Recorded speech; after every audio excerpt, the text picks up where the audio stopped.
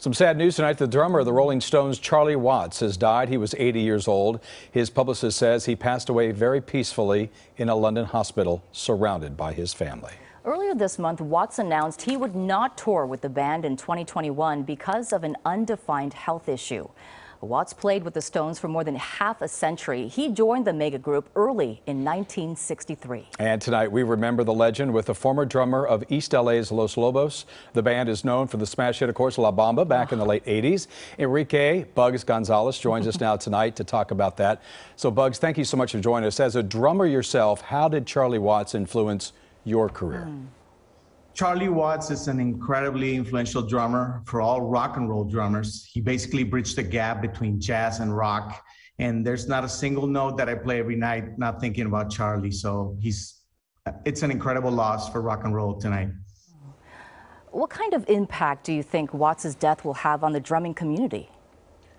I think that he will be remembered because, you know, the music of the Stones is timeless, and everything, all his contribution, you know, from 1963 on, along with Keith Richards and Mick Jagger, he's been on every studio album the band made. So it's just an insane amount, 30 studio albums and an amazing amount of live stuff as well. So it's just impossible to quantify, you know, how much he's done and how much he's going to be missed. You know, it's so interesting learning more about Charlie. He was so well known for so many things. He never missed a gig, I'm told. He never played a drum solo, and he had a very simple drum set as well.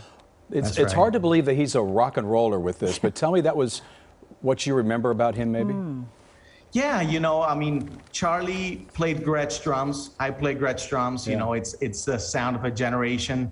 And he was able, being such a big jazz fan, he brought just such an amazing swing, you know, to the playing, and obviously, you know, the backing sound of the Stones. So, you know, every note that he plays, you know, when you hear Satisfaction, when you hear Sympathy for the Devil, you know it's Charlie. Yeah. You know, Bruce Springsteen once said, as much as Mick's voice and Keith's guitar, Charlie Watts' snare sound is the Rolling Stones. What was it about Charlie Watts' drumming sound? You are a drummer, you know. What is it about that snare sound about his? You know, Charlie was known to not change his drum heads. He liked that very old school sound. He had a sound that was, again, a beautiful mix between jazz and rock. And, you know, those toms, high tune, you know, those Gretsch drums, they always sounded amazing and made the Rolling Stones sound their best. So, you know, whether it was in the studio or live, he had just such an identifiable sound. So, Bugs, I don't want to put you on the spot, but can you name your favorite Rolling Stones song, and maybe because of the drum that he did, or the drumming that he did? You know, the thing with the Stones is that every song made you want to dance. So again, I go back to Satisfaction. I go back to the simple, you know, tunes, and Exile on Main Street as an album is one of my favorite albums. And again, I love everything that he did. Even though we're all mourning Charlie's passing, I think that his music will live on forever. And I'm just proud to be a drummer because Charlie was a big influence on my playing. Wow.